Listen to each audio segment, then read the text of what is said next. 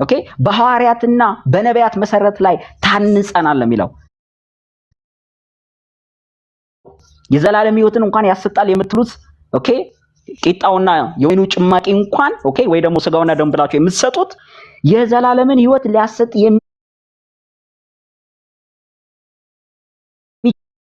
ተቀላቅሎ የሚመለክበት ነው። እንደውም የቅዳሜው ቅዳሴ ላይ ቅዳሜ ሮብ ላይ ምናምን ምንድነው የሚሉት ገና ሲገቡ መስቀል አብረሃ በከዋክብት ሰርገ ወሰማየ እምኩሉ ፀሐየ አራየ መስቀል እንጨቱ መስቀል ሰማያትን በብርሃን አስጌጠ በከዋክብት ሰማያትን አስጌጠ ብሎ ነው የሚጀምሩት ለፍጡር ምስጋና ቅዳሴው ሀቡል አፋቸውን ሲከፍቱ ማለት ነው።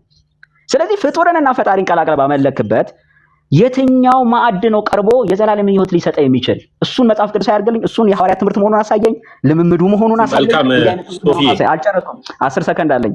ለምን ነው የምትገባብኝ ሰዓቴ ላይ እንዳትገባ?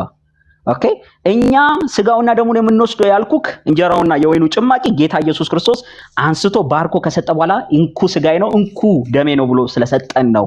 እኛም አንስተን አመስግነን ስንወስድ ስጋውና ደሙ ነው ብለን የምንወስደው። መልካም ሶፊዬ፣ ከዚህ በኋላ እኔ ምንድነው የምልህ እንዲህ ስመላለስ አይደለም ማስረጃ የሌለበት ነገር ስለሆነ የሚያወራው። እስቲ ከኔ በተሻለ ልደትም ስለመጣ ቆይ ደቀ መዝሙር አንድ ጊዜ ልደትም ስለመጣ ምናልባት አንዳንድ ነገር ዝም ብሎ ለማታውቁት ሰዎች በዚህ ያለ ደቂቃ ከሆነ ይረበሻል ብዬ ነው። ደቀ መዝሙር አትግባ ቆይ ያለ ደቂቃ ከሆነ ስለሚረበሽ ትክክል ነህ። ደቂቃ ለሱም ስጠው። ሚውት ነህ ሶፊ። እንዴት ዋላችሁ? ቆይ ተሜ ጨርስ። ልደት አንዴ ጨርስ። ተሜ ውይይቱን ተራሲ መስመር የያዘ ውይይት መሆን መቻል አለበት። አንድ ርዕስ ከሆነ አንድ ርዕስ ጨርስ። ሶስት ርዕስ ከሆነ እስኪ እናዳምጠው። ሰለሞን ገና ሳላወራ ምን እንደሚል ከዛ ትቃወማለህ። ገና ሳላወራ ሳልጀምር አንድ ነገር ላይ የምታወራ ከሆነ ተሜ አሁን እንደ ውይይት ከሆነ አንድ ሀሳብ ከሆነ ለምሳሌ አሁን ስለ ስላት ከሆነ ስላት ነው። ማርያምን ተመልከላችሁ ከሆነ ማርያምን ተመልከላችሁ። ቅዱስ ቁርባን የዘላለም ሕይወት አይሰጥም ከሆነ ቅዱስ ቁርባን የዘላለም ሕይወት አይሰጥም። በአንዴ 100 ሀሳብ ላይ ማውራት አንደኛ የውይይት አካሄድ አይደል። ኢንጀነራል ቅዳሴ ላይ ከሆነ ደግሞ ኢንጀነራል ሀሳብ ውይይቱ ደግሞ ቅዳሴ መሰረት ያደረገ ከሆነ የወጣና የቅዳሴ መጽሐፍ ወይም ደግሞ ይሄኛው ቅዳሴ እዚህ ቁጥር ላይ እዚህ ክፍል ላይ እንዲህ እየተባለ ይሄ ማለት ይሄ ነው ምናምን ተብሎ ይቀጥላል። እንደዚህ አይነት መንገድ ቢሆን አሪፍ ነው እንጂ አሁን ለምሳሌ አሁን እዚህ ጋር ቁጭ ብዬ ቂጣው ምናምን ነገር እየተባለ ሲሰማ ማቴዎስ ወንጌል ምዕራፍ 26 ቁጥር 26 ነው ትዝ የሚለኝ። እቺን ጭስ ሄደ ያንን ነው አንብብ ልለው የምችለው። አልገባውም። ኧረ ይጨርስበት በእናትህ አንድ ጊዜ ሀሳቡን ይጨርስ። እኔ እኮ ነኝ ማለት ነው መልስ እየሰጠህ አይደለም። አንድ ጊዜ እኔንም እኮ እየገሰጸ ያለው ሰለሞን በመድኃኒዓለም ምን ሆነሃል? ርዕስ ውስጥ ውይይት ውስጥ አልገባውም። እኔማ ውይይት ውስጥ ስገባ እንደዚህ አይደለም። ከተደገፍክበት ቀና ብለህ ነው የምትሰማው አንተ ራሱ። ስለዛ ርዕስ ይኑረው መልክ ይኑረው።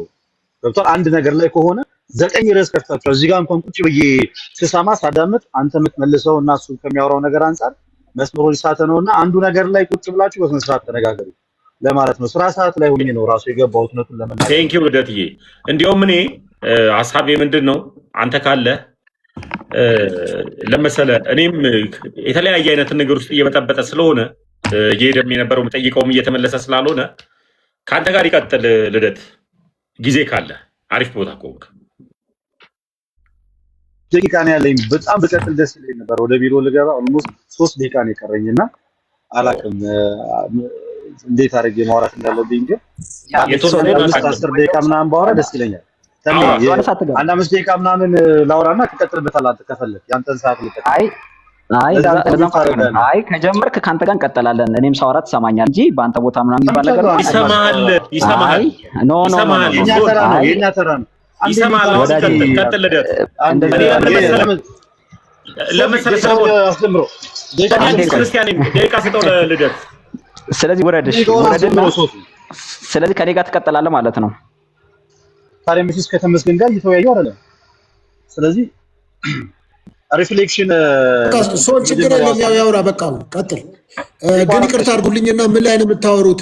ስጋና ደሙ የዘላለም ሕይወት ያሰጣል አያሰጥም ነው? ቅዳሴው ላይ ነው የምታወሩት? ያለ ሲያቀልሎስ ነበር እሱ ላይ እናወራለን። ሶፊ ቅዳሴው ላይ መጀመሪያ ቅዳሴው ይቀድማል። ቅዳሴው ነው ብያለሁ። ቅዳሴዋን መልስ። ቅዳሴ ማርያምን ደቂቃውን አመቻችለት፣ አስተካክልለት እኮ መጀመሪያ። ለዛ ነው ምን ላይ ነው የምታወሩት ነው። አዎ ይኸውልህ ቅዳሴው ነው ያነሳሁትኝ። ቅዳሴው ነው ወደ ስጋና ደምነት ኮንቨርት እንዲሆን የሚያደርገው። ያለ ቅዳሴው የቀረበው ማዕድ ምንም ትርጉም የለውም። ስለዚህ ቅዳሴው መልሱልኝ ነው። ምን አደርጋለሁ መሰለህ ሶፊ፣ የተነሱ ሀሳቦች ስላሉ እነሱ ላይ መጀመሪያ ሪፍሌክሽን ሰጥበትና ከዛ በኋላ አንደኛው ስፔሲፊክ አይሆንም።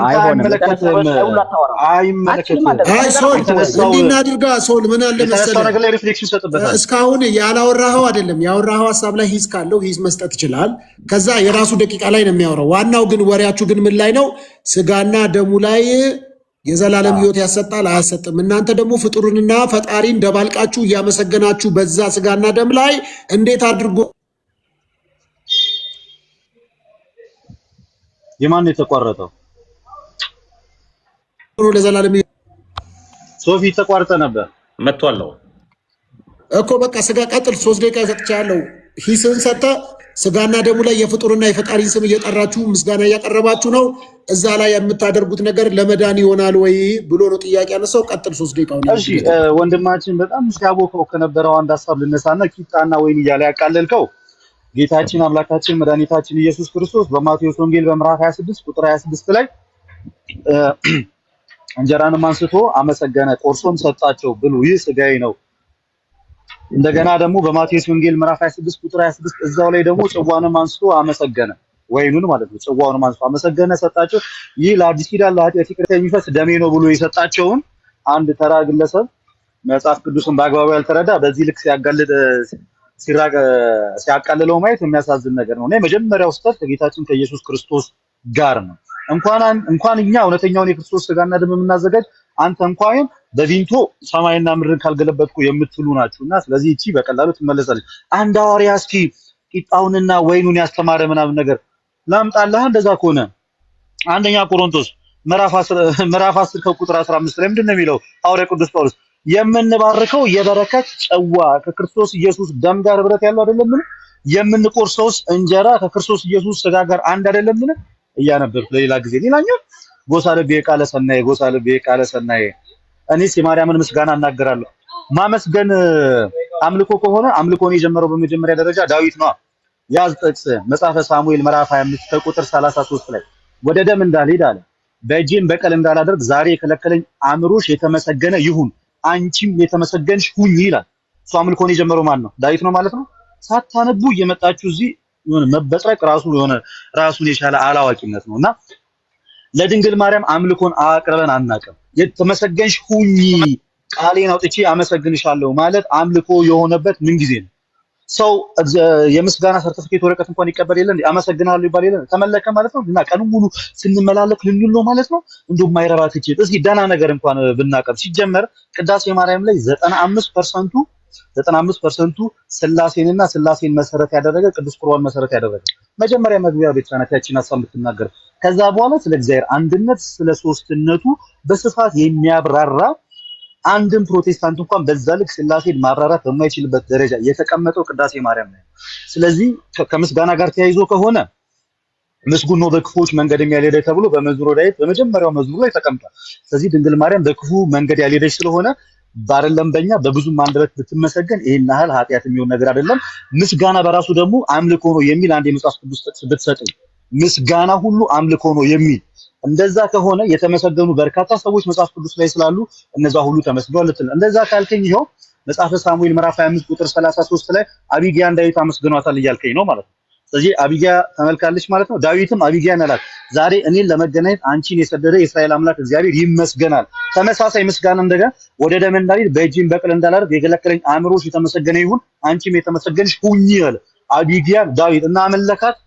እንዴት ያለ ድንቁርና ነው! ግን አንዳንድ የመጽሐፍ ቅዱስን በአግባቡ ለመረዳት ቅዱስ ቁርባን ላይ ግን ስንመጣ ሞር ሶፊ ስንት ደቂቃ ነበር የነበረው? አልቋል። 3 ደቂቃ ቆየ። አገባም አንተ ካድሬ አገባም አንተ ችግር የለም ካድሬ ሰዓቱ ደቂቃው በመሳደብ አይደለም ማለት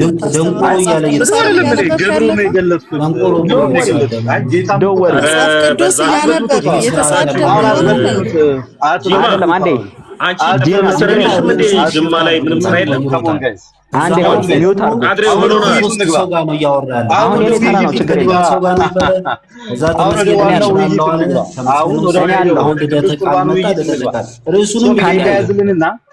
ታድሬ አንተ ምን ስለማታውቅ ዝም በል ፕሊዝ። እኔ አለው በቃ የቀበሌ ወሬ ሲሆን ትሄዳለህ።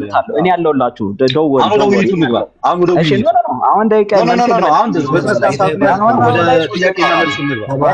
ኦኬ ይበቃል። በቃ ሪፍሌክሽን ተሰጥቶ ወደ ጥያቄና መልስ አይደለ? በጣም እሺ፣ እሺ። ኧረ ደቂቃ ጀምሯል። ደቂቃ ጀምሯል። ፕሊዝ ደቂቃ ይጀምራል። የምትናገረውና መልስ እናድርገው።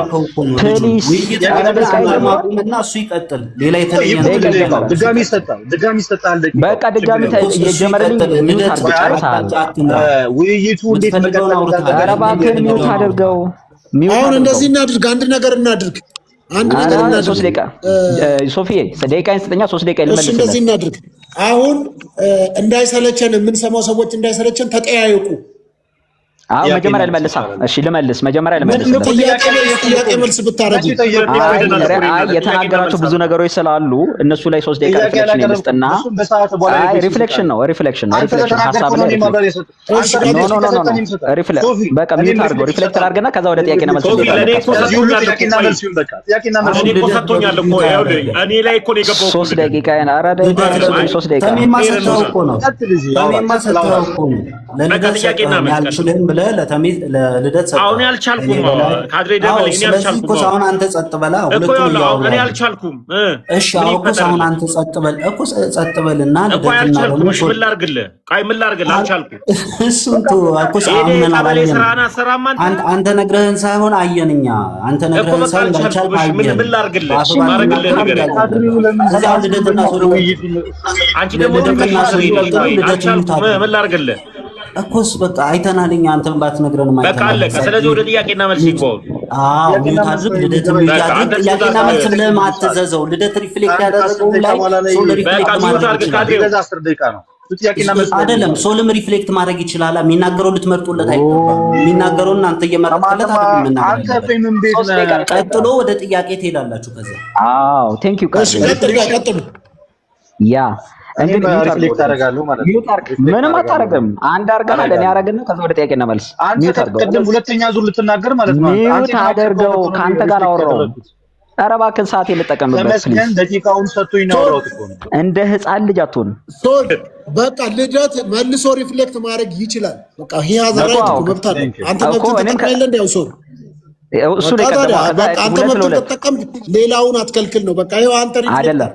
አለበለዚያ ደግሞ አንተ ይኸውልህ ይቅርታ አድርግልኝ። አለበለዚያ ደግሞ ሶል አንተ ቅድም የራስን ሪፍሌክት ስለሰጠህ ልደት በተመስገን ቦታ ስለሰጠህ አሁን ወደ ጥያቄና መልስ እንሂድ ካልክ አሁን መብታችሁ ነው፣ ፍቃዱ ያንተ ነው። አይ ልደት በተናገረው ላይ ደግሞ እኔ ያለኝ ካልክ አንተ አውራ፣ እሱም ደግሞ አንተ በተናገርከው ላይ አለኝ ሲል እናቆምና ወደ ጥያቄና መልስ ትሄዳላችሁ። ፌር እሺ፣ እኔ ሀሳቤ ልስጥ። እሺ፣ ሀሳቤ ልስጥ ፌር እንዲሆን። ሀሳቤ መሰለህ አሁን እሱ ሪፍሌክት ሲያደርግ በተመስገን ቦታ መጥቶ አይደለ? ስለዚህ አዳዲስ ሀሳቦች አንስቷል። ገባ? የተናገራቸው ነገሮች አሉ። አዲስ ውይይት ነው የሚሆነው። ገባ? ስለዚህ ሪፍሌክት አንድ ካረገሱ እኔም አንድ አደርጋለሁ። እኩል ነው ካልክ ማለት ነው። አለዛ እኔ አሁን አንድ ተናግሬ እሱ ቅድም ተናግሮ አሁንም ሁለተኛ ዙር ሰጠው እኔን ካቆምከኝ ፌር አይደለም። 2-1 ይሆናል ማለት ነው። 2 ለኔ ከሰጠኝ እድል 2 ቻንስ ለሱ፣ እንደዛ ፌር ሁን ማለት ነው። ተባረክ። ኦኬ ዳትስ ኢት። አንተ እንደውም 8 ነው የወሰድከው እንጂ ሶል ቅድም ነው እሱ ቅድም እኮ ነው ከልደት ጋር አይደለም። በቃ በተመስገን ቦታ ነው የገባው። አዲስ ሰው አይደለም ልደት። እሺ በቃ ልቀበል። ተመስገንን መርጃ አድርጎ ልተካ ብሎ አይደል የገባው? እሺ ልቀበል። ልቀበል ሳይሆን እውነት እኮ ነው። ሊና አለን እኮ አይደለም። ርዕሱ ይኸውልህ ምን ተባባልን? እኔ አዳምጡኛ። እኔ መቼም ሊና አለኝ እኮ ስሰማ ካድሬ ገባኝ። መጥቶ ግን ስለ ስጋና ደግሞ ፍጡርና ፈጣሪን ቀላቅላችሁ ያመሰገናችሁበት ስጋና ደም ለዘላለም ሕይወት አያበቃም የሚል ሀሳብ ነው ያነሳው ሲሆን ከዛ እሱን ተናግሯል። ልደት እዛ ላይ የራሱን ሀሳብ ተናግሯል። አሁን ደግሞ ሶል ይቀጥልና ልደት ደግሞ ከፈለገ ወደ ጥያቄና መልስ መሄድ ይችላለሁ፣ አለበለዚያ እሱ በተናገረው ላይ የኔንም ሀሳብ ልስጥ ሲል ቀጥሎ ሶል ወደ ጥያቄና መልስ ነው የሚገባው። ምክንያቱም ቅድም 3-4 ጊዜ አውርቷል። እድል ሰጥቻለሁ ለሶልም ማለት ነው። አለበለዚያ መንዛዛት አንዳንድ ጊዜ ደግሞ ወይ ደግሞ በቃ ዴሊብሬት ተበድል ያለውን በልና ክርስትና መተው አይደለ ማሸነፍ አይደል ተተመድ ነው። አዎ አይ ነው ችግር የለም። ኢትስ ፋይን። እሺ እንደ አዲስ አስጀምርልኝ። ቴንክ ዩ ኢትስ ኦኬ ኢትስ ኦኬ። ሶ እንግዲህ ልደት ወንድማችን ተመስገንን ተክቶ ነው የገባው። ሪካርድ ያደረጋችሁ ሰዎች በጣም ደስ ይለኛል። የልደትን ያወራው ማለት ነው። ወጣ እንዴ? ወጥቷል ወዳጄ። አየሁ ሶፊ ወጣ። ያ ሶፊ ዲዮን በላህበት። ግን አሁን ከዚህ በኋላ ሶፊ ቡቴው አበባ እየላከ ነው። አስገቡት። አይ ቆይ ልክ ይሆናል ሰደዋለሁ። ስለዚህ በቃ እንደ አዲስ አስጀምሮሽ ደቂቃዬን ባለበት ነው ማወራው ብዬ ነው። ቀጥል። ምንድን ነው የምቀጥለው? እንደ አዲስ አስጀምረው ሶፊ። አጀምርም እና ሚዩት አድርገው። ቀጥል ባለበት ሚዩት አድርገው። በቃ ይጂ እንዴት ነው የፈራችሁት እንደዚህ? ጌታ ይርዳችሁ። ስማ አሁን ብዙ ነገሮችን አንስቷል። ምስጋና ሁሉ አምልኮ ነው ምናምን ብሎ ዳዊትን ጠቀሰ። ኦኬ ዳዊትን ለአቢግያ ያላትን ማለት ነው። እኛ ዳዊት ኦኬ ለእግዚአብሔር ያመሰገነው መዝሙር 44 ቁጥር በቅንፍ 45 ቁጥር 1ን ጎሳ ልቤ ቃለ ሰናዬ ኦኬ እኔም ስራይ ለንጉስን እነግራለሁ ያለውን ወስዳችሁ ለማርያም ሰጣችሁ።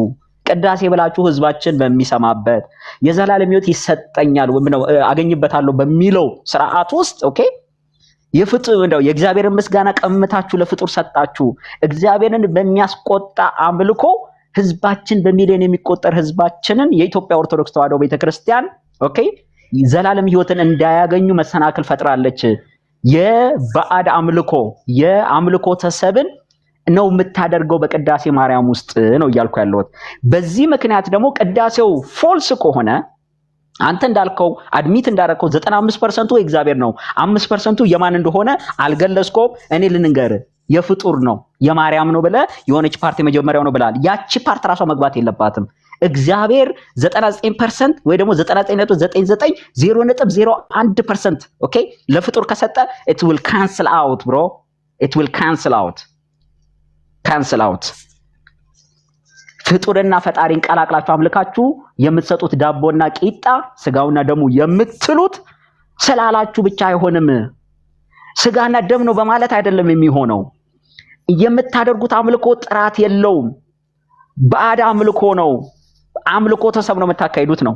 ስለዚህ የጠቀስካቸው ጥቅሶች ምስጋና ለሰው ይገባል ምናምን እሱን ሐዋርያት ቁጭ ብለው ሰው ያመሰገኑ ዳቦና ቂጣ ካቀረቡ በኋላ ይሄን ስጋና ደም ነው ብሎ ለሰው የዘላለም ሕይወት ይሰጣል ብሎ ሰጥተው አያውቁም። ይሄ የኢትዮጵያ በዓለም ላይ የኢትዮጵያ ኦርቶዶክስ ተዋሕዶ ልምምድና የአምልኮ ተሰብ መገለጫ ነው። ሌላኛው ላይ ሊድ አንደኛ ቆሮንቶስ ምዕራፍ 15 እንጠቅሳል። አንደኛ ቆሮንቶስ ምዕራፍ 15 ላይ ኦኬ የበረከት ጽዋንና የበረከት ማዕድን የጌታን ስጋና ደም ስትካፈሉ የዘላለም ሕይወት ታገኛላችሁ የሚል ትምህርት አለ? ሐዋርያው ጳውሎስ አስተምሯል? የለም። ስለዚህ ለሚስቱ ያመሰገነው ምናምን ጠርተህ የዘላለም ሕይወትን ሊያሰጣል መተው ይሄ ድንቁርና ምናምን ብለህ የተሳደብከው ስድብ እሱ ምንም ትርጉም የለውም። እኛ ክርስቲያኖች እኮ ነን። ኢየሱስም ቤኤልዜቡል ተብሏል። ዛትስ ፋይን። እኔ አልይዝባችሁም። ይሄ እንትን ተወገርኩ ምናምን ብዬ የማስብ ሰው አይደለሁም። እኔ ወንጌላዊ ነኝ። ኦኬ ወንጌላዊ ነኝ። ስለዚህ የኢትዮጵያ ኦርቶዶክስ ተዋሕዶ ቤተክርስቲያን ጎሳ ለቤ ቃለ ሰናይ አና የድ ቅዳሴ ያለ ማርያም እያላችሁ የምትሉት የፍጡርና የፈጣሪ አምልኮ ኦኬ ስብሐት ወክብር ለሥሉስ ቅዱስ ይደሉ ትሉና ኦኬ ለአብ ለወልድ ለመንፈስ ቅዱስ ምስጋና ይገባል ብለህ በእንደዚህ ባዜምክበት አፍ መልሰ ኦ ማርያም በእንተ ዝናፈቅረኪ እያልክ ደግሞ መልሰ ማርያምን አፈቅርሻለሁ ትላለህ። ማትሰማህን ማርያም ማለት ነው። ስለዚህ ፍጡርና ፈጣሪን አትቀላቅሉ። ደቂቃ አልቋል። ኦኬ አልቻልከኝ።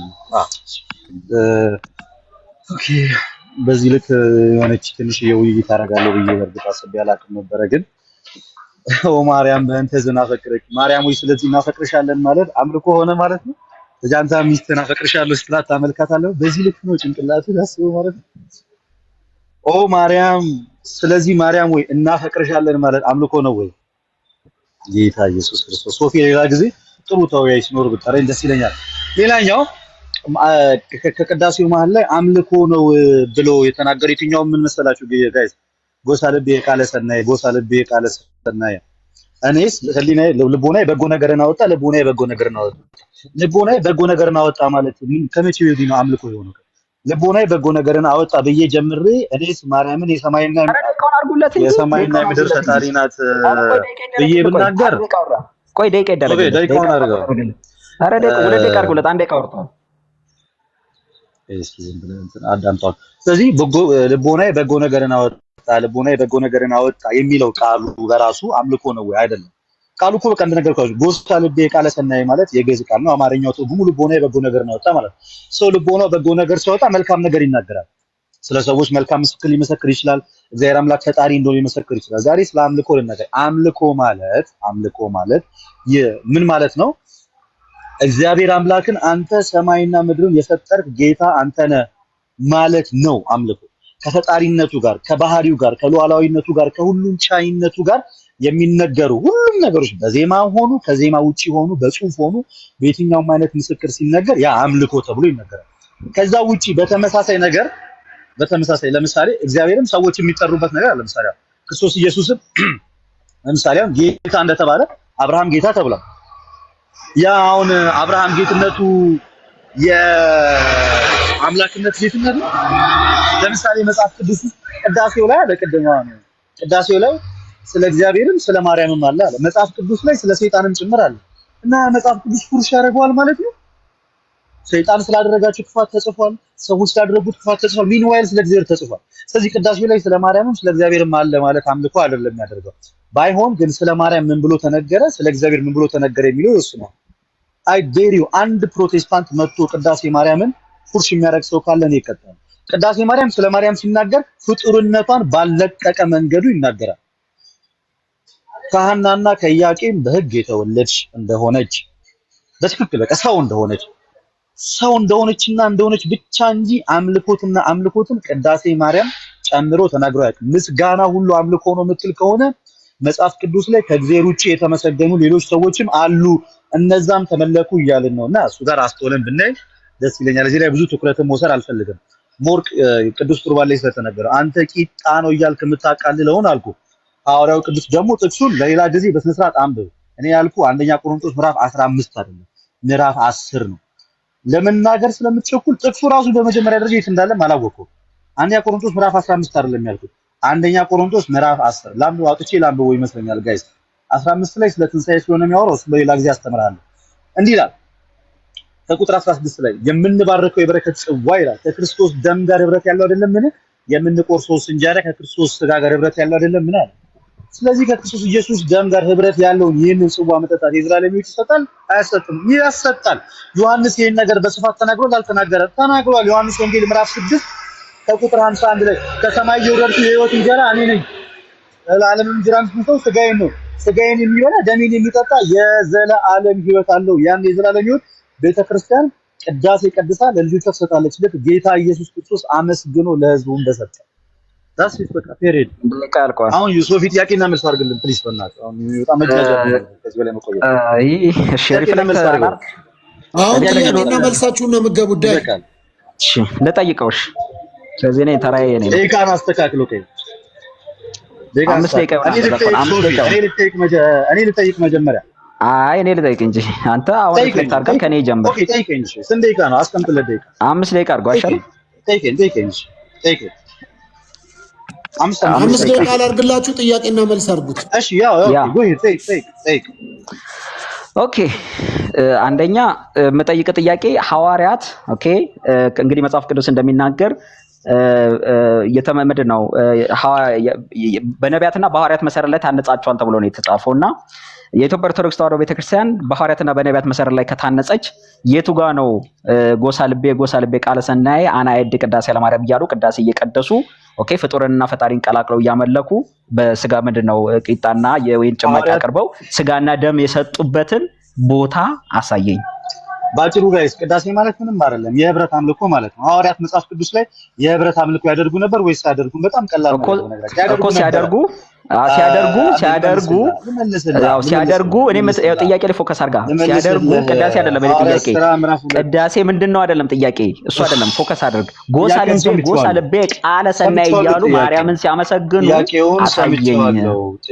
ያመልሰው ጥያቄውን ሰጥቻለሁ። ሐዋርያት ጎሳ ልቤ ቃለ ሰናይ እያሉ ቃል በቃል ማድረግ አይጠበቅባቸውም። እውነቱን ለመናገር እኮ መቼ ነሽ ማርያም የሚጠበቅባቸው አንድ ጊዜ አንድ ይጠብቅኝ። ሐዋርያት ሥራ ምዕራፍ 2 ጋይስ ከቁጥር 42 ላይ በሐዋርያትም ትምህርት ይላል በሐዋርያትም ትምህርትና በህብረት እንጀራውንም በመቁረስ በጸሎት ይተጉ ነበረ እያለ በሐዋርያት ስብከት ወደ ሐዋርያት የተጨመሩት ክርስቲያኖች እያነሳ ይናገራል። ይህንን በሚናገርበት ሰዓት ላይ ከዚህ ቤተክርስቲያናችን ምን ትወስዳለች? በህብረት ተሰብስቦ የጌታ የኢየሱስ ክርስቶስን ቅዱስ ሥጋና ክቡር ደሙን መቀበል ሐዋርያዊ ስርዓት ስለሆነ ዛሬም በቤተክርስቲያናችን እንሰበሰብና ቅዳሴ ማርያም፣ ቅዳሴ እግዚአብሔርን ስያሜ የሰጠነው እኛ ነን። ያንን ስያሜ ሐዋርያት አልሰጡትም። ቤተክርስቲያናት ያንን ስያሜ የሰጠችው መጽሐፍ ቅዱስ ግን መሰረት ስታደርግ ምን አደረገች? በህብረት ቅዳሴ በህብረት እግዚአብሔርን እየመለስኩ አይደለም። ጥያቄ ወደ ሌላ ጥያቄ እየመለስኩ አይደለም። የጌታችን የኢየሱስ ክርስቶስን ቅዱስ ሥጋውና ክቡር ደሙን ያደርጉ ነበር ወይስ አይደለም? ጥያቄ እሱ አይደለም። በህብረት ይጸልዩ ነበር ወይ? እሱ አይደለም ጥያቄ። አንዴ በትልቁ አድርገኝ ሶፊዬ፣ ጥያቄ ለመጠየቅ እንዲመቸኝ ከፍ አድርገኝ አንዴ ከፍ አድርገኝ እንዲታየው እንዲነበብለት ብዬ ነው። ይኸው ቅዳሴ ማርያም ላይ ጎሳ ልቤ ብቻ አይደለም የምትሉት። ምን ትላላችሁ መሰለ? ቁጥር 170 ነው። ጥፋትን ያይደለ ይቅርታን አሳስቢ፣ መዓትን ያይደለ ምህረትን አሳስቢ ትላላችሁ። ለጻድቃን ያይደለ ለኃጥአን አሳስቢ፣ ለንጹሃን ያይደለ ለተላለፉት አሳስቢ። እንዲህ ብሎ አዳምጠኛ ወዳጅ አዳምጠኝ፣ ጥያቄን አዳምጠኝ። እንደዚህ ነው ጥያቄ። እንደዚህ ብለው በህብረት ተሰብስበው ኦኬ፣ ልክ እንደናንተ በህብረት ተሰብስበው ስጋና ደም ብለው አቀርበው ቂጣና የወይን ጭማቂ ካቀረቡ በኋላ ይሄንን የሥርዓተ ምንድነው የጌታን እራት ለመካፈል በተቀመጡበት እንዲህ አይነት ጸሎት ስለማቅረባቸው ወደ ማርያም ጸሎት እንዲህ እንደናንተ ማቅረባቸውን አሳየኝ ነው ያልኩ። በጣም ጥሩ። በመጀመሪያ ደረጃ መጽሐፍ ቅዱስ አሁን እየሰራው ያለው ፋላሲ ለሌላ ጊዜ እንድትማር ኤግዛክት ወርድ ፋላሲ ይባላል። ኖ ኤግዛክት አላልኩም። በሌላ መንገድም ይሁን አላልኩም። በሌላ መንገድ የማይተቀበልበትን ቅድም በሌላ መንገድ አሳየኝ። ሂድ በሌላ መንገድ ይሄን አሳየኝ። በሌላ መንገድ አሁን ከጠየቀኝ ነገር አንፃር ድንግሎይ ለጻድቃን አይደለም ለኃጥአን አሳስቢ ማለት ለኛ ላጣጆቹ አማልጂ እንደማለት ነው። ስለማማለድ አሳየን። እሱን ሐዋርያት ያደረጉበትን ቂጣ አስቀምጦ ነው ያልኩት። ቂጣና ወይን ጠጅ አስቀምጦ ያስቀምጡበትን አሳየኝ። እሱንም እኮ ነገርኩህ እኮ አላዳመጥከኝ። እንዴት ልመልስልህ እችላለሁ? ሳቴን የገደልክ ነው። ቁጥር 42 ላይ ሐዋርያት ሥራ ምዕራፍ 2 ቁጥር 42 ላይ ሐዋርያት የጌታን ሥጋና ደም ተሰብስበው በሐዋርያትም ትምህርት በህብረት እንጀራውንም በመቁረስ በጸሎት ይተጉ ነበር የምትለው ይሄ አንደኛ ምን የሚል ነገር ያለው ላይ በህብረት፣ ሁለተኛ በጸሎት ይተጉ ነበር፣ ሶስተኛ እንጀራ ይቆርሱ ነበር አለ። እኔ ማይጠየቁት እሱን እኔ ኧረ ምን ሰዓትን እየገደለ ነው ያለው ባይዘው አይ ነው እንደማትደፍሩ አውቃለሁ። እንደዚህ አይነት ወደ ማርያም ይኸውልህ ወደ ኃጥአን አሳስቢ ለኃጥአን አይደለም እንደው ለጻድቃን አይደለም ለኃጥአን አሳስቢ እያሉ ወደ እሷ የለመኑበትን አሳየኝ። ቅዱሳን እንደሚያማልዱ አይደለም ጥያቄ መልስልኝ። እንዲህ አይነት ይሄ እኮ እያወራው ካለሁት የዘላለም ሕይወት ወደሚያሰጣችሁ ስጋና ደም ለመውሰድ ስትቀበሉ ስጋውና ደሙን ኦኬ ምንድነው ቂጣውና የወይኑን ጭማቂ ወደ ስጋና ደም ኮንቨርት የሚያደርገው ጸሎት ቅዳሴ ነው። ይሄን ቅዳሴ ያሳየኝ ነው እያልኩ ቃል በቃል አይሁን ችግር የለውም። አይደለም የለም ማለት ነው። የለህም ይሄኛው ፓርት አይደለም ቅዳሴ፣ ይሄኛው ፓርት አይደለም የጌታን ሥጋና ደም ወደ ይሄ ምንድነው? ይሄ ቅዳሴ አይደለም። ይሄ መቼ ነው? የቅዳሴው ማሳረጊያ እኮ ነው። ይሄ ምንድነው እኮ ንገረኝ። ከቅዱስ ቁርባን በፊት ወይስ በኋላ ነው የሚባለው? ከቁርባን በፊት ወይስ በኋላ? ይሄ ነው ያልኩህ። ከቅዱስ ቁርባን በፊት ወይስ ከቁርባን በኋላ ነው የሚባለው? አሁን ያወጣው ብራዘር ይሄ ምንድነው? መቼ ነው የሚባለው? አሁን ያነበብከኝ ደንጌሎ የቅዳሴው ክፍል ነው። ይሄ አሁን ያነበብከው ከቅዱስ ቁርባን በፊት ወይስ በኋላ? ይሄን ንገረኝ አንተ። ስለዚህ መልስ የለም ማለት ነው። ስለማድረጋቸው ይሄ አሁን ያነበብከው ሰዓቴን እየገደለ ነው። አያችሁ በቃ መልስ የለውም ማለት ነው። መልስ የለም። አየሁ ሰዓቴን ለመግደል እንደሆነ አያችሁት። ሩጫው ሰዓቴን ለመግደል ነው። እኔም እንዳንተ ነው የምጫወተው። ምን ችግር አለው? እንዳዘጋው መጽሐፉን እንዳዘጋው ደቂቃ። እሺ እዚህ ላይ ያላችሁ ሰዎች ታብታብ አላደረጋችሁ ሼር አታደርጉም። እየተቆራረጠ እንዳዘጋው እየተቆራረጠ ነው። ኮፒ ሼር አድርጋችሁ እንዳዘጋው አሁን ያነበብከው ፓርት ጥያቄ እዚህ ላይ ነው። የመጀመሪያ ጥያቄ ይሄ ንባብ ከቁርባን በፊት ወይስ ከቁርባን በኋላ? ከቁርባን በኋላ። ከምን በኋላ? ከቁርባን በኋላ። ስለዚህ ለቁርባን ቢጸለይ ጸሎት አይደለም። ኦኬ ወደ ሁለተኛው ጥያቄ ልሂድ። ዮሐንስ ወንጌል ምዕራፍ 6 ይሄ የቅዳሴው ክፍል አይደለም። በቃ ወደ ሁለተኛው ጥያቄ የቅዳሴው ክፍል ነው። ምንድነው? የቅዳሴው ክፍል አይደለም። የኔ ጥያቄ ተራ ነው። ወደ ሁለተኛው ጥያቄ ኦኬ ዮሐንስ ወንጌል ስለዚህ መልስ የለም፣ ምንም ትርጉም የሌለው ነገር ነው ማለት ነው። ከቁርባን በኋላ ነው እንጂ ከቁርባን በፊት ስላልሆነ ይህ ጸሎት በቀጥታ ከቁርባኑ ጋር የሚያያዝ። ስለዚህ ከቅዳሴ ጋር አይገናኝም። ከቅዳሴ ጋር አይገናኝም። ከቅዳሴ ተቆርጦ ወጣ ነው እያለ ነው። ይሄው ወጥ መጣት ነው። ባይዘው ጋይስ ቅዳሴ ስንት ትላለህ? ሁለተኛ ጥያቄ አዳምጥ። ይኸውላችሁ ቁጥሩን 170 ነው። ባይዘው ሁለተኛው ጥያቄ 170 ነው። ሁለተኛ ጥያቄ አዳምጠኝ። 170 ነው። 170 ነው የቆጠረ ነው። ከ1 እስከ 100 ለምን እንደሚያደርገው ለምን የኔ ጊዜ ለምን አልተደረገም? አይደረግም። ሁለተኛ ጥያቄ አዳምጥ። ይሄኛው መጀመሪያ ይሄኛው የቀጠለ ነው። 170 ላይ ነው ያለው ቁጥሩ የቀጠለ ነው ከአንድ ጀምሮ። ጥያቄውን አዳምጥ እኮ ጥያቄን ይሄን ተመልሶልሃል። ጥያቄን አዳምጥ። ተመልሶልሃል። 170 ላይ ነው ያለው ከ1 እስከ 170 አንድ ላይ የቀጠለው ወጥ ቅዳሴ ነው። ወጥ ነው። ወጥ ነው ወዳጄ፣ ወጥ ነው። ለምን ያቆመው? ለምን ያቆመው? የኔ ጊዜ ለምን አልቆመም? ምክንያቱም ሶል ስማ፣ ሁለተኛ ጥያቄ ጠይቅ እኮ ይሄኛው ተመለሰልኝ በላ ከ1 እስከ 170 ስለሆነ የቀጠለ መሆኑን 170 መሆኑን አልተመለሰልኝም ብለህ ማለት ትችላለህ። አልተመለሰልኝም። ወደ ሁለተኛ ጥያቄ ይሄድ ሶል ሂድ። እሺ ሂድ። አስጀምሮ ደቂቃውን እኔ 170 መሆን ለምን አስጀምሮ ወሬ ሂድ እያየሁ ነው። ሂድ ደቂቃ አለ። ሁለተኛ ጥያቄ ቅዳሴ ስንት ክፍል አለው? 3 ክፍል። ምን ማለት ምን የዘወትር ቅዳሴ አለ። ከዛ በኋላ ፍሬ ቅዳሴ አለ። ከዛ ቀጥሎ ማሳረገው አለ። የትኛው ነው የዘወትር? የትኛው ነው ፍሬ ቅዳሴ? የትኛው ነው ማሳረጊያ? ኬት ያለው?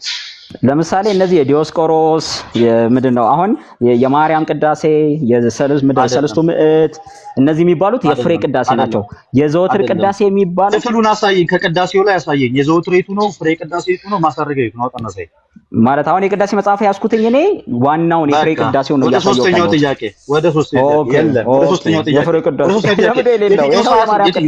ሶስተኛው ጥያቄ የኢትዮጵያ ኦርቶዶክስ ተዋሕዶ ቤተክርስቲያን የሃይማኖትና ስርዓት አስተምረው። ወደ ሶስተኛው ጥያቄ አልመለስኩም። አንተ ሰዓት ጥያቄ እኮ ይሶል ለምን ጥያቄ አትጠያየቁም?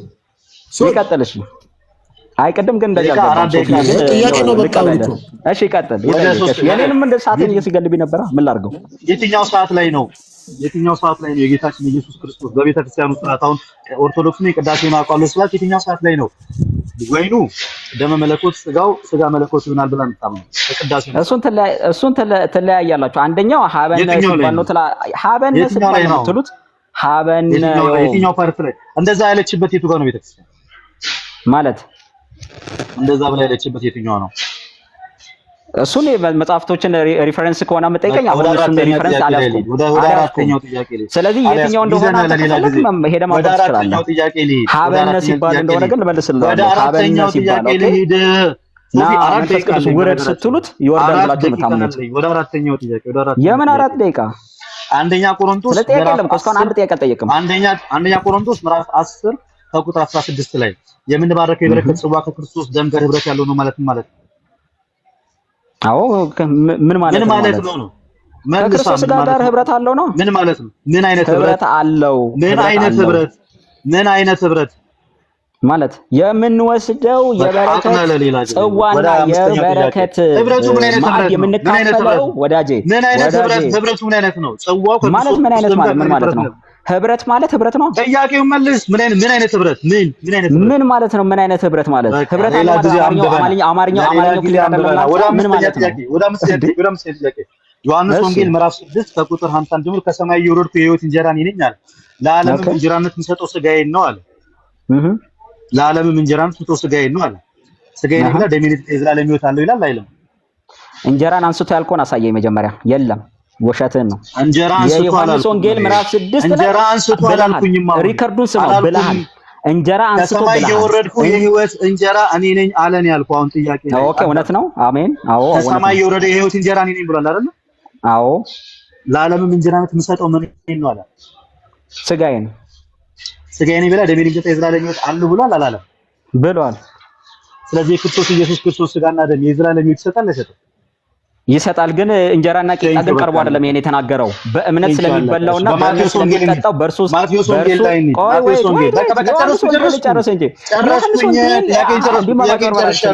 የዮሐንስ ወንጌል ምዕራፍ 6 የዮሐንስ ወንጌል ወዳጅ ምዕራፍ 6 ቁጥር 56 ያለው ሥጋዬን የሚበላ ደሜን የሚጠጣ የሚለው ቁጥር 35ን አንብበው በእርሱ ስለማመንና በእርሱ ወደ እርሱ ወደ መምጣትና በእርሱ ስለማመን ምኑ ነው ጥያቄ? ጨርሳል። ሰዓትን አልቋል። ደቂቃ ሰመራይዝ እናድርግ። ውይይቱ መቀጠል ካልቻልክ ውይይት እናድርግ። 26 ላይ ማቴዎስ ወንጌል ምዕራፍ 26 ላይ እንደዚህ ይላል። ደቂቃ ጨርሳ ሰመራይዝ እናድርገው። አመስግኖ ሰጣቸው እንዲህ ማላቸው ደቂቃ ካልቋል። ማን የሰጠ ጽዋውን አንስቶ አመስግኗል አላመሰገነም? ስለዚህ ልመልስልህ አልችልም። ደቂቃ ሞዴሬተሮች ኦርቶዶክሳውያን እዚህ ውስጥ አሉ መሰለኝ፣ እነሱ ነው የሰጡት። ሶፎንያስ ሞዴሬተሮች ነው የሰጡት፣ ኦርቶዶክሳውያን ነው የሰጡት። መልስ ለኦርቶዶክሳውያን ወዳጄ እኔም 8 ደቂቃ መጠየቅ ነበረብኛ። ኦኬ አንደኛ መልስ አትሰማም፣ ሁለተኛ ደግሞ እኔም 8 ደቂቃ መጠየቅ ያለብኝ። ፌር እንዲያው ነው ሰጥቷቸዋል ወይስ አልሰጣቸውም? ወዳጄ ጥያቄ ሰዓትን ጨርሰናል። ሶፊ አለ ሌላ ጊዜ አንብበ አጥንተና እሺ ይሄ እሱ ምንም ችግር የለም። አሮጋንሲ ኢትስ አክሰፕትድ። እኛ የእናንተን አሮጋንሲ አዲሰረለም ሶፊ። ስለዚህ ማጠቃለያ እንደዛ ይሻላል። ሌላ ጊዜ ሰዓት ሲኖርና እሺ በደንብ አድርገን የምትሰማበት ሰዓት ሲኖርና መንገዴንም እወያያለሁ። ወይ የለም አንድ ጥያቄ እኮ አልመለስክም። አንድ የሲንግል ቨርስ ልታሳይ አልችልም። ደቂቃ ሰጠው ሶፊ ለሰለሞንና 3 ደቂቃ ሰጠውና ማጠቃለያ ከዛኔ ማጠቃለያ ሰጥበታለሁ። ያ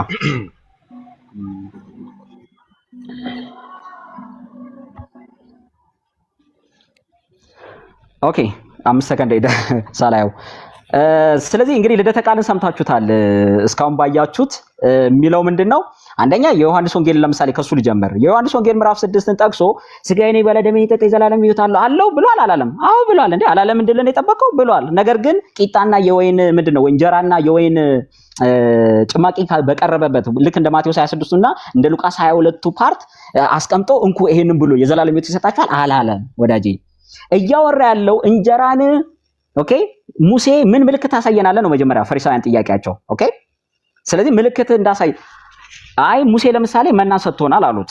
ኦኬ መና ሰጥቶናል አንተ እሱን አባቴን የሰጣችሁ አላቸውና ከዛ በኋላ አሁን ግን የሚጠቅማችሁ ያን ሰው በልቶ ይራባል፣ ለዘላለም የማትራቡበትን እንጀራ አሁን እኔ ነው የምሰጣችሁ፣ እሱም እኔ ነኝ ራሴ ነኝ ብሎ ይሄንን የሚበላና የሚጠጣ የዘላለም ሕይወት አለው። ቁጥር 35 ላይ ሄደ የዮሐንስ ወንጌል ምዕራፍ 6 ቁጥር 35 ላይ ወደኔ የሚመጣ ከቶ አይራብም፣ በኔ የሚያምን ከቶ አይጠማም ማለት። ስለዚህ ማመንና ወደሱ መምጣት ነው መብላት፣ መጠጣት፣ መጥገብ፣ መርካት ማለት እንጂ እናንተ ፍጡርና ፈጣሪን ቀላቅላችሁ ያመለካችሁበትን ለ3 ሰዓት የጨዋችሁበትን ቅዳሴ የምትሉትን የባዕድ አምልኮ ያደረጋችሁበትን እንጀራና የወይን ጭማቂ መጠጣት አይደለም ወዳጄ፣ ጭራሽ ግንኙነት የለውም። ሐዋርያት እንደዛ ስለማድረጋቸው አንድ ማስረጃ ሊያሳይ አልቻለም። አንድ ማስረጃ የአንደኛ ቆሮንቶስ ምዕራፍ 10 ላይ የጠቀሰውን ጥቅስ ካያችሁት አንደኛ ቆሮንቶስ ምዕራፍ 10 ላይ የጠቀሰውንም ይሄ የበረከት ጽዋ ነው። አዎ የበረከት ጽዋ ነው። ህብረት አለው። አዎ ህብረት አለው። እኛ ህብረት የለውም ብለን አናውቅም። ህብረት አለው። ነገር ግንስ አንድም ቀን ጳውሎስ ይሄንን ስበሉና ስጠጡ የዘላለም ሕይወት አላችሁ ብሎ አያውቅም። ነገርስ ምን ብሎ ያውቃል? በልጁ የሚያምን ኦኬ በጌታ በኢየሱስ ክርስቶስ የሚያምን ኢየሱስ ክርስቶስ ጌታ እንደሆነ በልቡ የሚያምን እግዚአብሔርን ከሙታን እንዳስነሳው በአፉ የሚመሰክር ሰው ግን እንደሚድን ይናገራል። ኦኬ እንደሚድን ይናገራል እንጂ ይሄንን የበረከት ጽዋና የበረከትን ጽዋ ስትካፈሉ ኦኬ የዘላለም ሕይወት አላችሁ ብሎ አስተምሮ አያውቅም ጳውሎስ። የኢትዮጵያ ኦርቶዶክስ ተዋሕዶ ቤተክርስቲያን ግን ኦኬ ጣዖት ምንድነው ይሄ ታቦት የተቀረጸ ምስል ላይ የተቀመጠ እንጀራና የወይን ጭማቂ ኦኬ ቄስና ዲያቆን ተሰብስቦ ጎሳ ልቤ እያለ መልሶ ደግሞ ለእግዚአብሔር ምስጋና ለጌታ ለኢየሱስ ምስጋና ስለ ሥላሴ እያወራ እየደባለቀው ኦኬ ፍጡርንና ፈጣሪን ቀላቅለ ያመለክ ለስዕል እያጠንቅ ስዕል እየተሳለማችሁ ለስዕል እየሰገዳችሁ ለተቀረጸው ምስል እየሰገዳችሁ ለታቦት እየሰገዳችሁ ታቦት እናንተ የምትሉት የተቀረጸ ምስል ማለት ነው ኦኬ ሰው የዘላለም ሕይወት ሊያገኝ አይችልም። ከንቱ ልፋት ነው። የሀገሬ ሕዝብ ንቁ። በእነዚህ የቲክቶክ ጎረምሶችና በሌሎች ኦኬ ለሆዳቸው ባደሩ ቄሶችና መነኮሳቶች አትሸወዱ። ጠይቋቸው። የቱ ጋር ነው ጳውሎስ እንደዚህ ያስተማረው? የቱ ጋር ነው ጴጥሮስ እንደናንተ ለማርያምም ለእግዚአብሔር ምስጋና አንድ ላይ ከዛ በኋላ የዘላለም ሕይወት ታገኛላችሁ ብሎ ያስተማረው ብላችሁ ጠይቁ። ኦኬ እኛ ግን መጽሐፍ እንደሚል ጌታችን ኢየሱስ ክርስቶስ እንጀራን አንስቶ ባርኮ ሰጠ። ይሄንን ብሉ። ይሄ ስጋዬ ነው። ይሄንንም ጽዋውን አንስቶ አመስግኖ ሰጣቸው። ከዛስ በኋላ ይሄንንም ጠጡ፣ ለአዲስ ኪዳን የሚፈስ ደሜ ነው። ይሄን ስታደርጉ ግን ሞቴንና ትንሣኤን ታስባላችሁ አለ። እኛም ይሄን ስናደርግ ሞቱንና ትንሣኤውን እናስባለን። እግዚአብሔር አምላክ ይመስገን። ጨርሻለሁ። ተባረኩ። ልደት ስራ ቦታ እያስፈቀደ ነው፣ ይመጣል።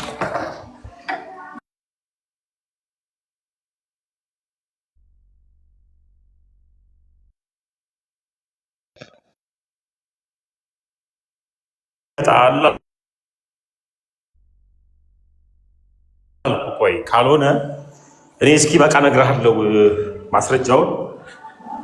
ልደትን አንድ ደቂቃ ጠብቀው። ሶፊ እሺ፣ እየሰማሁ እነግርሃለሁ። በጣም እኔ ራሴ ቁጭ ብዬ ስጠብቅህ አይ ይምጣ ብዬ ነው። ልደት ስራ ቦታ ስለሆነ አንድ ደቂቃ፣ እስከዛ ሌላ ሀሳብ ሌሎቹ ያውሩ፣ እነ ሙሌም ስላሉ ሌላ ሀሳብ ላይ ይቀጥሉ። ከዛ በኋላ ግን ካልሆነ ለእኔ ደቂቃውን ሰጠኝና እኔ እቀጥልበታለሁ።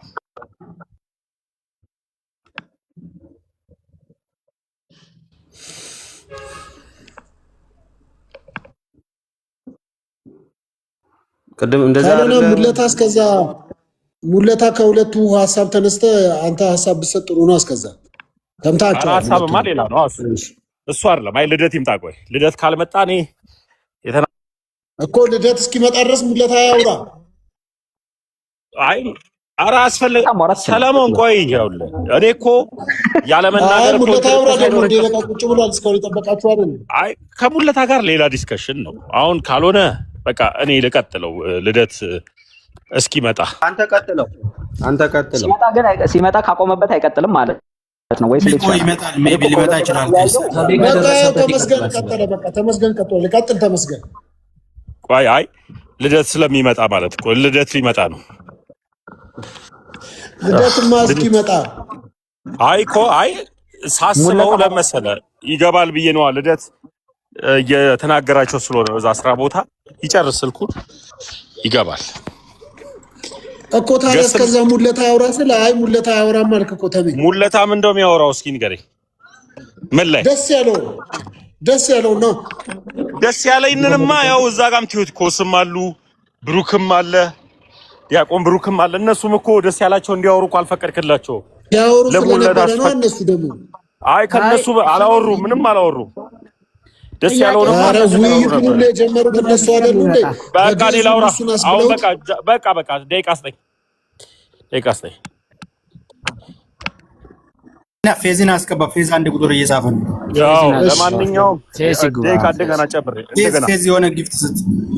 በእናትህ እስኪ ሌሎቻችሁ ሪኩዌስት አላደረገም። ፌዝ ኮፒ ሊንክ ሼር ጨርሰው እንደገና ደቂቃ ስጠኝ። እንደገና እሺ ጨርሰው ስል ደግሞ እንደገና እንዳትይዛው ነው። እና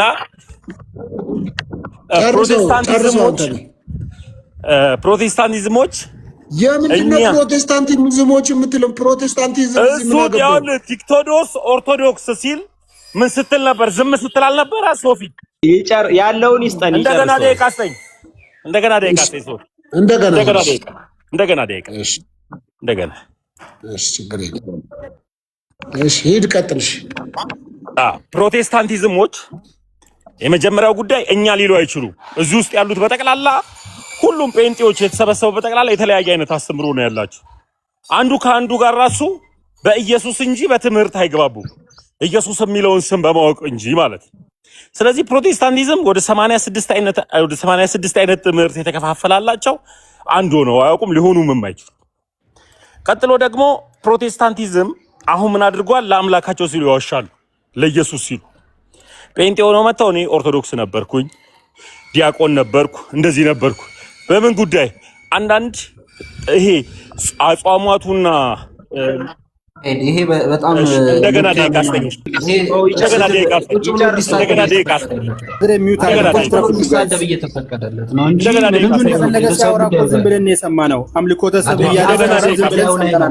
ሶል ሲያወራ የነበረው በርዕሰ ጉዳዩ ላይ ነው። ይሄ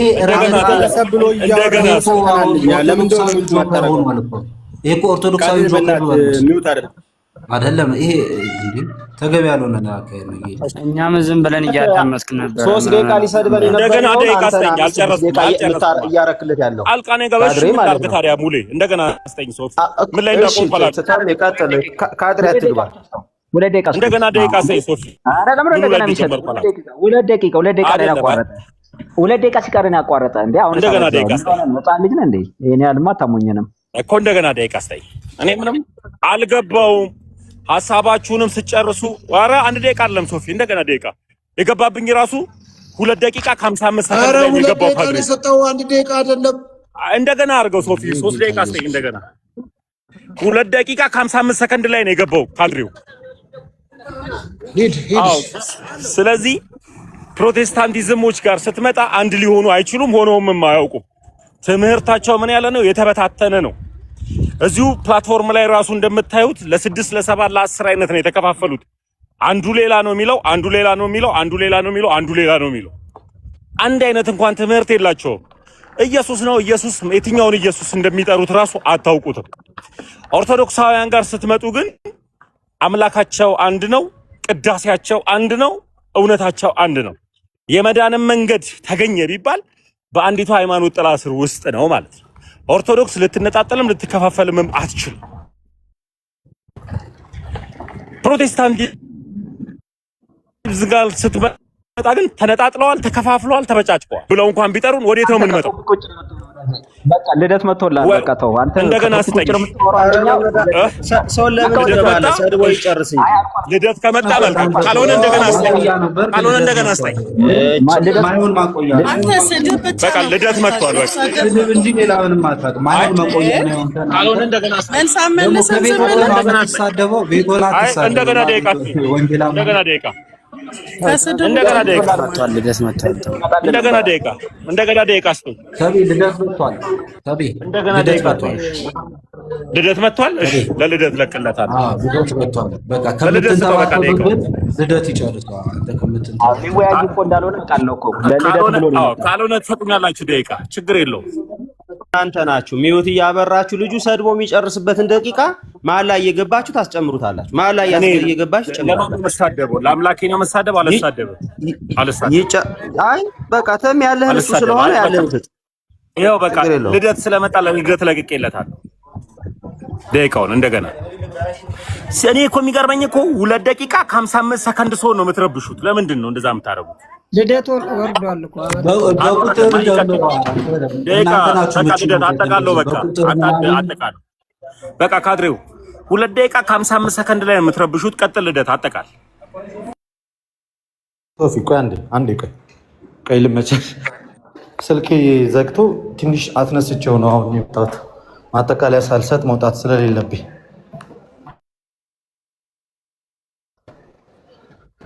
ስልኩ በግፊ ነው የሚነሳው። ይሰማል ድምጼ? ተመልሻለሁ። መጣ። እሺ ደቂቃውን አስጀምርልኝ። እሺ እንግዲህ የተነሱትን ሀሳቦች ሰምታችኋል። ቅዳሴ እጅግ የምንኮራበት ትልቁ ስርዓት አምልኮታችን የሚፈጸምበትና ማንኛውም ከክርስትና ውጭ የሆነ ያገኘው የማይችለው እጅግ ሰማያዊ ሚስጥር ይሰማል። ድምጽ አሁን መጣል። ልደት ቀጥል። ልደት ይሰማል ወይስ ተቋርጫለሁ? ቆይ አንዴ ቆይ ልውረድ። ቆይ ወደ ታች ልውረድ በደንብ አይ ቲንክ አንዴ ይቅርታ ሶፊ፣ ከደረጃ ልውረድ እና ያለሁበት ቦታ ለእንትን የቀበሌ ሰራተኛ ድሮ የቀበሌውን ጉዳይ ነው የሚያውቀው። ከቀበሌ በላይ ከፋይ ሶፊሻ እስኪ ተለቅ አድርገኝ እስኪ ሰለሞን ብዬ ሳይል ለኦዲየንሱ ድምቀት ስል እንደዚህ ፏ ብዬ ይመስለኛል። ኦኬ አስጀምረዋል። ቅድም እየተናገረ እውነቱን ለመናገር ለመጽሐፍ ቅዱስ ለመረዳት የሚያደርገው ጥረት ምናምን ነገር ደስ ይላል። ስሜታዊ ሆኖ ነው እያነበበ ያለው። ሞር ሌላ ጊዜ እንዲያነበር ሪኮመንድ አደርገዋለሁ። ውይይቶችም ስናደርግ እየመጣ ቢሰማ መልካም ነው። ለቃላቶች ይቅርታ፣ አንዳንድ ከፍ ያሉ ቃላቶች ከተናገርኩኝ። ወደ ሀሳቡ ስገባ በቤተ ክርስቲያናችን ትልቁ የአምልኮ ቦታችን ቅዳሴ ነው። ቅዳሴን ደግሞ መጽሐፍ ቅዱስ ካያችሁ ስለ ህብረት ነው የሚናገረውና ከዛ ህብረት ውስጥ አንደኛው ነገር በቤተክርስቲያናችን ቅዳሴ ነውና በቅዳሴ እንሰበሰባለን። እጅግ የምንወደውን ጌታ ኢየሱስ ክርስቶስን የምንናፍቀውን አምላካችንን እናመልከዋለን። በቅዳሴ ፍጡር አይመለክም፣ ተመልኮምም አያውቅም፣ ልናመልክምም አንችልም። በተለይ ቅዳሴ ማርያም ደግሞ አምልኮቱ እንዳለ ለአብ ለወልድ ለመንፈስ ቅዱስ ነው። ጎሳ ልቤ ቃለ ሰናይ ልቦናዬ በጎ ነገርን አወጣ ማለት አምልኮ አይደለም። ቃሉ ለብቻው አምልኮ ሊሆን አይችልም። አምልኮ ሊሆን የሚችለው ምናልባት እመቤታችን ድንግል ማርያምን የፈጣሪ ቦታ ሰተናት አስቀምጠናት ቢሆን ስተት ነው።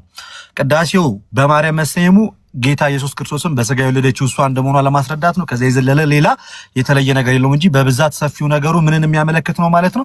ስለ ክርስቶስ ኢየሱስ የሚናገር። ሌላኛው ቂጣ ምን እያለ ሲያለግጥበትና በጣም ሲያቃልለው የነበረው ያ እኛ የምናከብረው የጌታችን የኢየሱስ ክርስቶስ ቅዱስ ስጋና ክቡር ደሙ ነው፣ ዘወትር በቅዳሴው የምንቀበለው ማለት ነው።